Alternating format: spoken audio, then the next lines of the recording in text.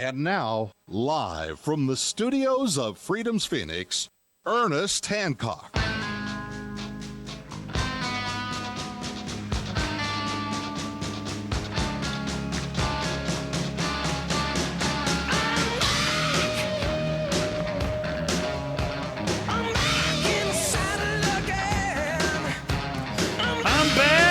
In the saddle again here on Declare Your Independence with me, Ernest Hancock, here in Phoenix, Arizona, from the beautiful studios of Freedoms with an S, freedomsphoenix.com at the farm. But we're getting ready for the end is nigh. We're all going to die.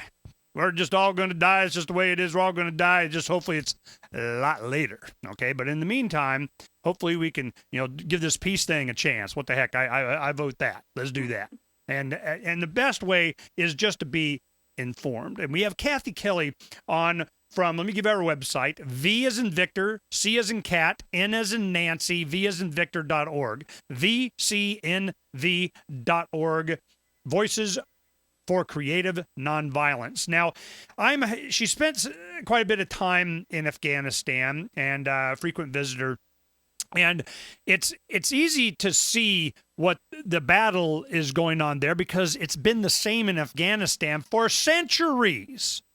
Everyone has been trying to take over Afghanistan, and it just doesn't work for a lot of reasons. A lot of it is just terrain. There's not this homogenous kind of big giant valley people thing.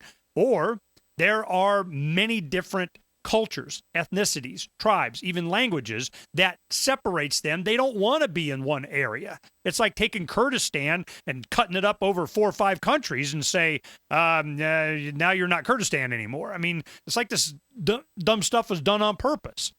Why? Well, maybe it's resources, whatever. But what we have now, what we're talking about, is a story that just came out in the New York Times yesterday that is about this road.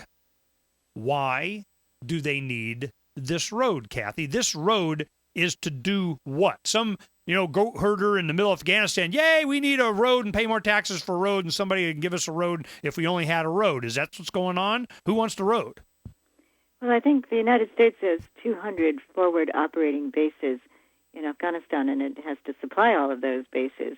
And so if the truck drivers are driving along roads that are very rough and difficult, then they'll be asking, of course, for better roads. And this is, I think, one of the reasons why the United States had mandated USAID to start supervising construction of a road. And this would make it possible for the United States then to start moving tanks and armored personnel carriers and other kinds of large military vehicles along the road as well. And if the United States has all this military equipment and military personnel moving in between the bases and stationed at the bases, then the United States could say, we control that road, we control that area.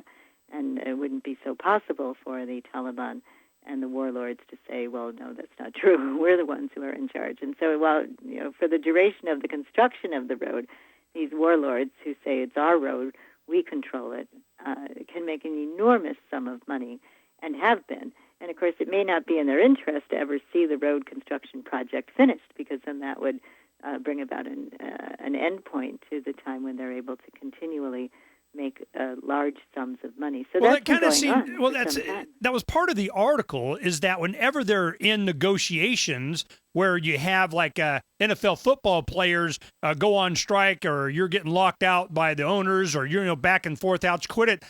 When they go on strike, it's an actual strike. Okay, they go in, blow up a little bit, lob a couple of this, shoot and kill a couple of U.S. soldiers, kind of whatever. I'm sorry. That's how they negotiate. So they get, a bigger payoff. Okay, we'll do. So this has been going on for a long time. So while you're talking about, the building of this road, it's not just about the building of the road. It's who's going to control that thoroughfare, even before or after it's built. And like you're saying, hey, it's in their best interest just to keep this thing dragging out for as long as possible. But what reminds me of is like Lawrence of Arabia in World War I, where you got Sir Lawrence is out there just blowing up little pieces of railroad track and so on and keeping them engaged, and you could never, ever stop these guys. And I'm going, I don't see, even if they built this thing and it's a pretty perfect highway of whatever, I don't see how they're going to maintain it without paying tribute to all these various tribes and warlords that are going, hey, man, where's my cut? And they're willing to do that and see into the future for one of two reasons. Either there are powerful special interests that are making a boatload of money and have convinced Congress to keep funding this thing for them to keep building it, or they have some kind of financial interest in seeing it completed to be used for what? Is it just to supply the military bases? And if so, why? What are these bases doing? I don't understand the end game here. What's going on? Well, I think that what you're pointing at should also be inclusive of some of the war profiteers here in this country. I mean, when you think of it, the people that are supplying the helicopters, the combat helicopters, the drones, the many kinds of land vehicles that are being sent over there, all of the supplies for the troops. There are companies all across this country that are making a good amount of money off of the continuation of this war, and they don't particularly want to stop that. And then, of course, there are people who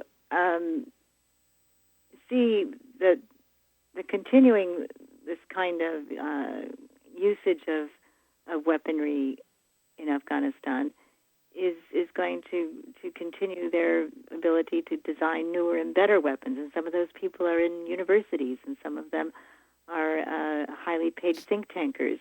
And then there are even development groups who, if they're not over in Afghanistan trying to help develop various agrarian projects or various education projects, then they're out of a paycheck too. And so there isn't necessarily a desire to see these projects wrap up and finish or even be successful. The greater desire is to just see the money keep on going. And meanwhile, you've got United States people wondering, am I going to be able to get health care?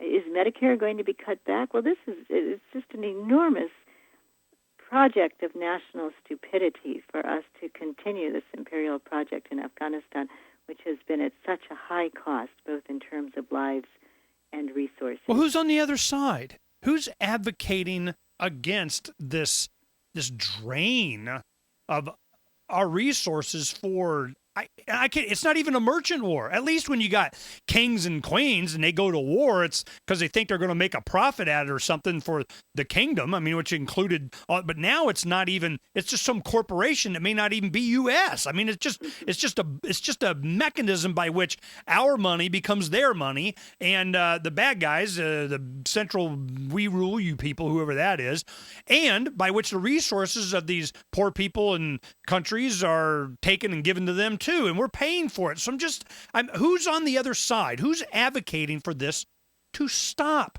Now we got Kathy Kelly. You know, she's out there going, wouldn't be prudent at this juncture. But, you know, you have a special interest also. I mean, are you a non-governmental organization? Do you have that status going there?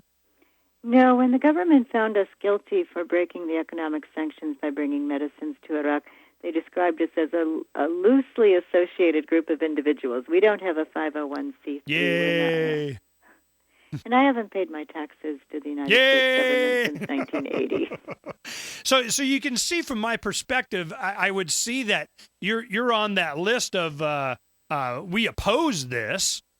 Who's standing next to you? 70% of the U.S. public, according to the polls. You would think that would equate, into, I don't know, every politician on the planet, which may be what's going on. Because if we have Obama is running for re-election in 2012, we have various, even Republicans like Ron Paul is anti-war, probably he's the only one. But, I when we come back, that's what I want to talk about. Is Obama kind of setting himself up to be the peace candidate?